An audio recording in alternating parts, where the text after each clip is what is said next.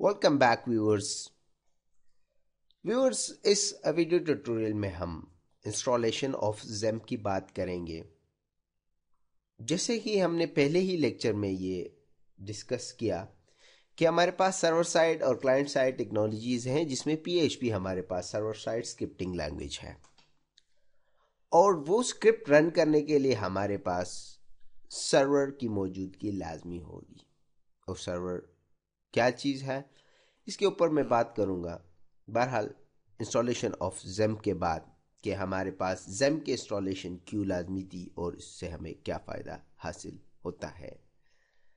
तो चलते हैं व्यूअर्स हम अपने इंस्टॉलर की तरफ। मेरे पास यहाँ पर ऑलरेडी डाउनलोडेड है ज़ेम 32 बिट का 1.8.3 वर्जन, जो कि PHP 5 और 6 में ऊपर काम करेगा। मैं यहाँ से इंस्टॉलेशन का आगाज़ कर लेता हूँ। इंस्टॉलेशन के लिए आप नेक्स्ट करें और आपको क्या क्या चीज़ें चाहिए ये आप सेलेक्ट कर सकते हैं। ये ऑलरेडी सेलेक्टेड है, मतलब ये है कि अपाची का जो सर्वर है, जिसके ऊपर हम आगे भी बात करेंगे जब हम अपने किसी भी प्रोग्राम को, किसी भी स्क्रिप्ट को रन करेंगे, तो उसके ऊपर हम बात करेंगे। माइस्क्ल की फैसिलिटीज ये दे रहा है। इस वक्त मैं फाइलज़िला और मेल सर्वर को भी कर लेता हूँ। इसी तरह मुझे PHP माइडमेन चाहिए और माइस्क्ल का डेटाबेस और अपाची, ये सर्विसेज मुझे चाहिए होते हैं। ये देखिए, दो लैंग्वेजेस के लिए ये प्रॉपरली बनाया गया है, PHP और पर्ल के लिए। और ये हमारे पास PHP माइडमेन, वेब मेलर। तो चलते हैं अपने इंस्टॉलेशन की तरफ और मैं नेक्स्ट कर लेता हूँ। सी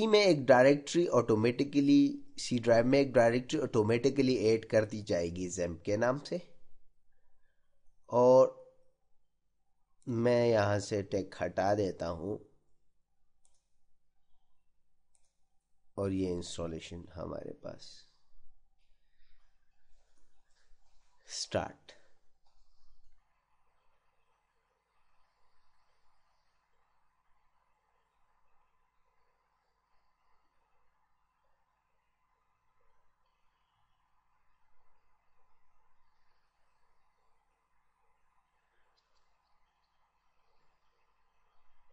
इंस्टॉलेशन की कंप्लीट होने के बाद हम इसकी कॉन्फ़िगरेशन के ऊपर बात करेंगे व्यूअर्स, कि किस तरह हम इसको कॉन्फ़िगर कर सकते हैं और इसको टेस्ट कर सकते हैं कि आया जो ज़ेम हमने इंस्टॉल किया है, जो सर्विसेज हमने इनको दी थी इंस्टॉलेशन के वक्त, वो प्रॉपरली इंस्टॉल हो चुकी है या नहीं।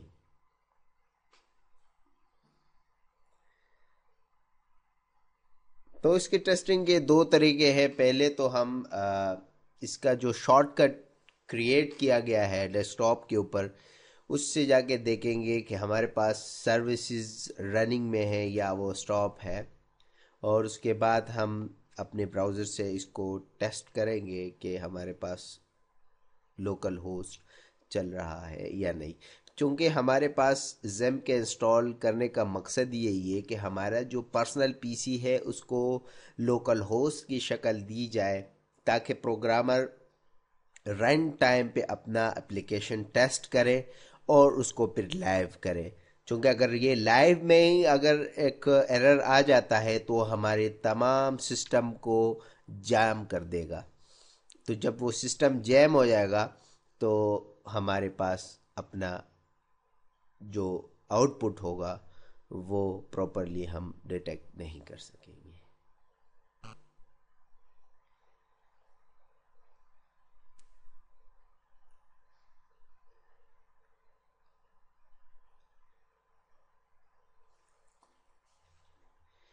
व्यूअर्स, इस इंस्टॉलेशन के बाद अब हम इसको कॉन्फ़िगर करेंगे और इसको टेस्ट करेंगे कि आया हमारे पास जो ज़ेम हमने इंस्टॉल किया था वो प्रॉपरली इंस्टॉल है या नहीं है। तो जेम का जो शॉर्टकट हमारे पास क्रिएट कर दिया जाता है उसको हम चेक करते हैं कि हमारे पास जो सर्विसेज है वो रनिंग में है या नहीं। जिस तरह ये अभी स्टॉप है तो मैं इसको स्टार्ट कर देता हूँ। Allow access.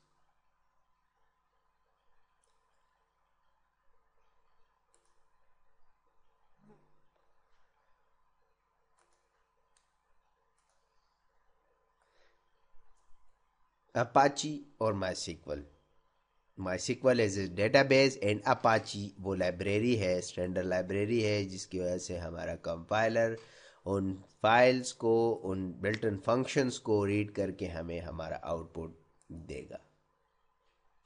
तो व्यूअर्स ये दोनों रनिंग लाजमी है। अगर आप टेस्ट कर रहे हैं, कॉन्फ़िगर कर रहे हैं, अपने किसी प्रोग्राम को रन कर रहे हैं और उसमें कोई एरर आ जाता है तो उसका मतलब ये है, अगर वो ओपन नहीं हो रहा तो इसका मतलब ये है कि या तो अपाची आपका जो है वो स्टॉप है या जो है आपका माई स्टॉप है। दूसरा तरीका इसका हम यहाँ पर देखेंगे कि किस तरह हम अपने इस सर्वर को टेस्ट कर सकते हैं।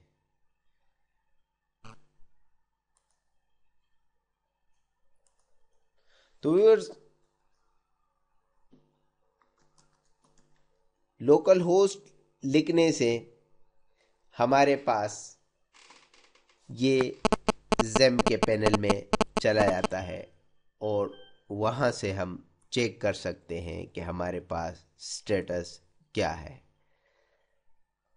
Activated, activated and activated.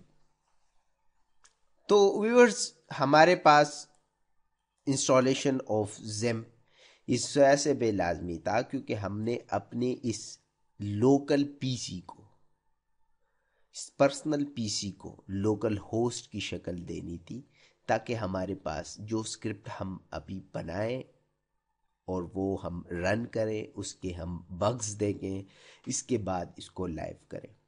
अगर हम यही हमारे पास ये प्लेटफॉर्म नहीं है तो हम उसको लाइव सर्वर पे टेस्ट करेंगे। अपलोड करने के बाद वहाँ पर अगर कोई एरर आता है तो वो हमारे सिस्टम को जैम कर देता है। तो उससे बचने के लिए डेवलपर्स को एक लोकल होस्ट दिया जाता है। जिस तरह हमने अपने पीसी में इंस्टॉल किया, हमारे पास डेटाबेस भी मौजूद है, हमारे पास होस्ट भी मौजूद है और वही हम अपने प्रोग्राम लिख के हम उसको लोकल ग्लोबल से लोकल होस्ट में ले जाते हैं। तो व्यूअर्स इस इंस्टॉलेशन का यही फ़ायदा है कि हमारे पास जनरेट हो जाती है,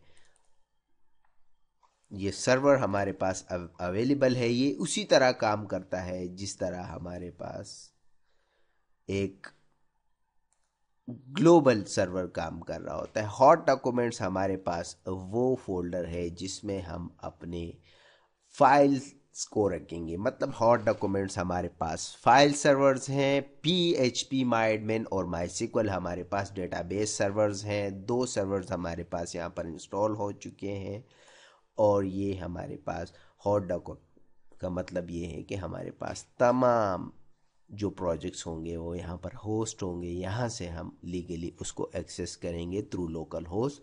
तो इंशाल्लाह हम अपने पहले प्रोग्राम की तरफ फिर चलेंगे और बाकी जो है हम इस पे जैसे जैसे काम करते जाएंगे मैं आप लोगों को बताता जाऊंगा कि इसकी क्या अहमियत है, कहाँ पर क्या चीज़ हमारे पास लाजमी है। That's why we install GeM.